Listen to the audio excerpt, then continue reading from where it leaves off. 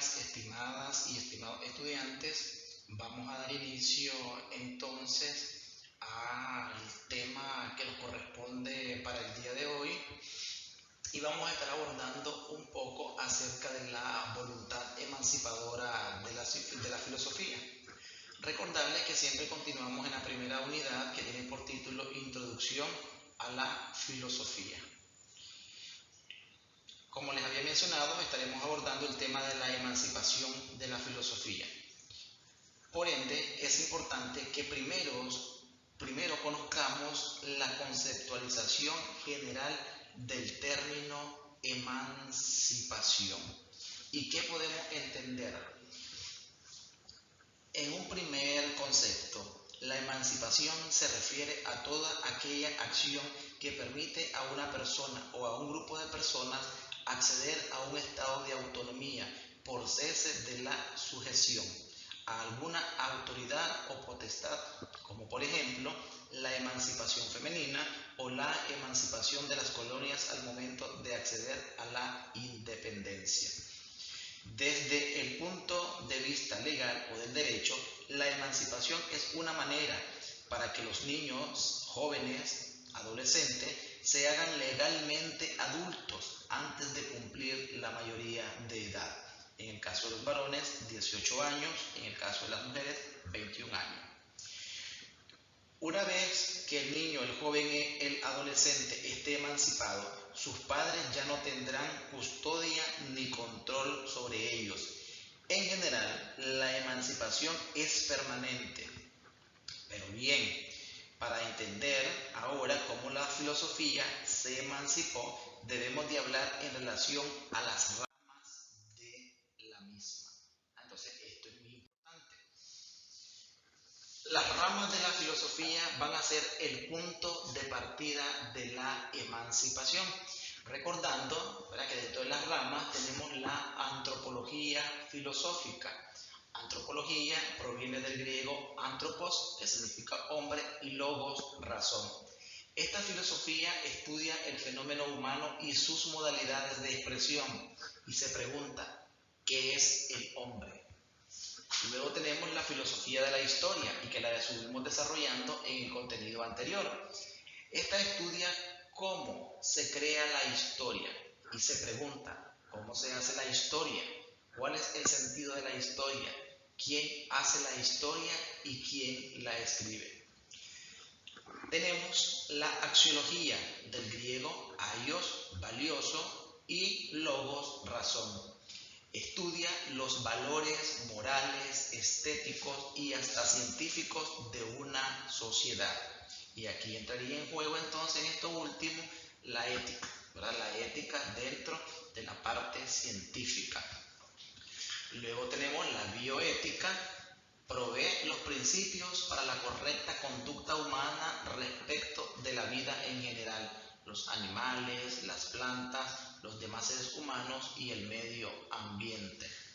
Luego nos encontramos con la filosofía política.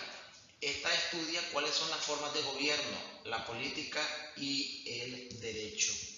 También nos encontramos con la filosofía de la ciencia y es donde más adelante vamos a profundizar un poco. Y esta estudia cuáles son las mejores formas de gobierno, la política y el derecho. Luego, la filosofía de la ciencia, que es la que estamos abordando, busca saber cómo nace, crece, se desarrolla y evalúan las teorías científicas, esa validez, esa verdad y la universalidad. Y luego la filosofía de la mente. Se ocupa del estudio de los diferentes estados mentales y su impacto en los estados físicos. Entonces, desde ese punto de vista, podemos razonar lo siguiente. La filosofía en sí se va a ocupar de hacer preguntas fundamentales sobre la naturaleza de la realidad, la existencia humana, la mente, el conocimiento, la verdad, la moral y el lenguaje. En cambio, la ciencia, ¿verdad?, se basa en la observación empírica y el método científico para comprender la naturaleza y el universo. Entonces, ya desde aquí ya vamos retomando ese proceso de la emancipación de la filosofía con la ciencia, ¿verdad? Porque nos debemos centrar en estos dos aspectos fundamentales. Recordemos que, y retomo, la filosofía entonces se va a ocupar de esa parte fundamental que está relacionada a la naturaleza versus la realidad de nuestra existencia humana. Y la ciencia en la observación empírica, y se va a apoyar del método científico. ¿Para qué? Para comprender lo que hemos mencionado de la filosofía. Ahora bien, acá nos vamos a encontrar entonces con lo que mencionábamos en una de las ramas de la filosofía, y es la filosofía de la ciencia, también conocida como epistemología, y es la rama, ¿verdad?, de la filosofía que se lleva a cabo mediante la reflexión o interpretación sobre la ciencia y sus resultados. Vamos a tomar como objeto de estudio los propios problemas filosóficos, tanto los sustantivos como los metodológicos, que la ciencia está planteando. Entonces, esta rama de la filosofía se centra en un examen crítico de la ciencia, sus métodos y sus resultados. Y de ahí entonces nosotros podemos deducir cómo se va a ir emancipando la filosofía. Por ende, es importante aclarar que ciencia y filosofía estuvieron durante siglos, ¿verdad?, constituyendo una unidad, y su separación se produjo en tiempos de Newton y Kant. A Kant le parecía que la filosofía se debería dedicar a aquello que rebasa los límites del conocimiento y que la ciencia natural debía sustituir a la filosofía natural. Surge el concepto de ciencia como un objeto y método diferenciado ¿de quién? De la filosofía.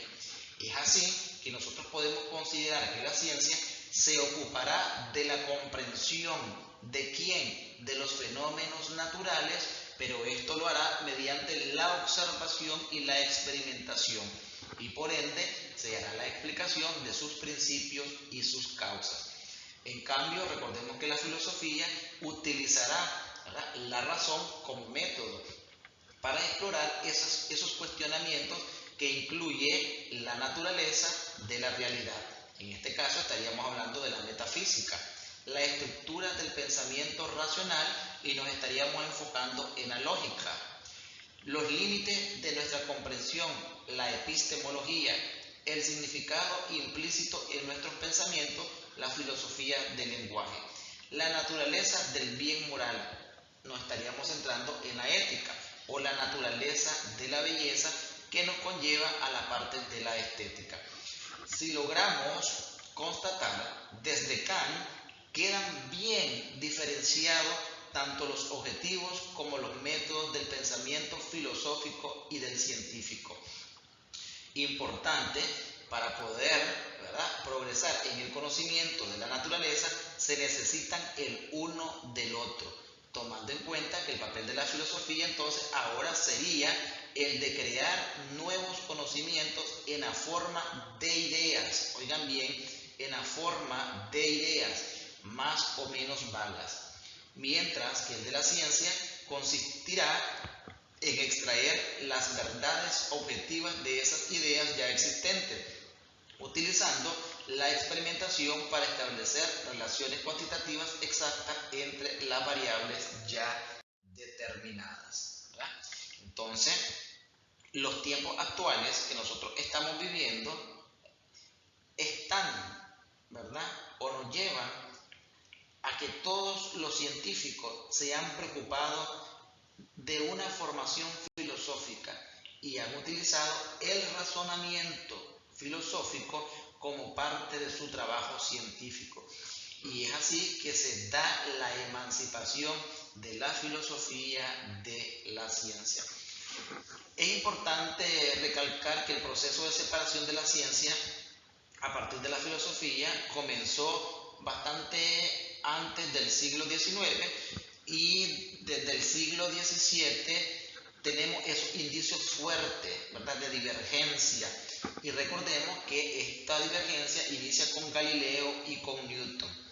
Por ejemplo, ¿verdad?, que se va profundizando hasta la aparición oficial de las diversas ciencias particulares. Imagínense que ¿verdad? Resulta interesante y de gran utilidad para todos los fines, ¿verdad?, que los diferentes estudiosos aboguen por ese punto específico y que nos hagan tener presente que cuando hablamos de la emancipación de la filosofía, lo estamos haciendo, se hace desde el punto de vista que cada uno mantiene sus propios métodos, ¿verdad?, sus propios métodos para comprobar o de comprobación. Entonces, desde esa perspectiva es de que se da la emancipación. No es una separación rotunda, ¿verdad?, porque recordemos que una va de la mano de la otra. Entonces, eso es importante también tenerlo presente. De igual manera, tener presente esa articulación de separación y dominación. Y ahí el error que hay que evitar y hay que tener presente es considerar que las premisas de separación y dominación responden a circunstancias aisladas y que sus consecuencias pueden comprenderse por separado.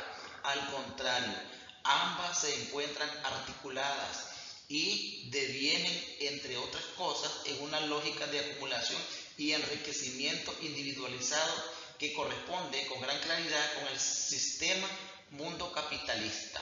Entonces, importante, ¿verdad?, tener esa parte de la emancipación de la filosofía. Y con esto cierro este proceso de emancipación y abro un espacio para preguntas y respuestas, que lo estaremos haciendo desde nuestra sesión de clase. Saludos, muchas gracias por su atención y seguimos en sintonía.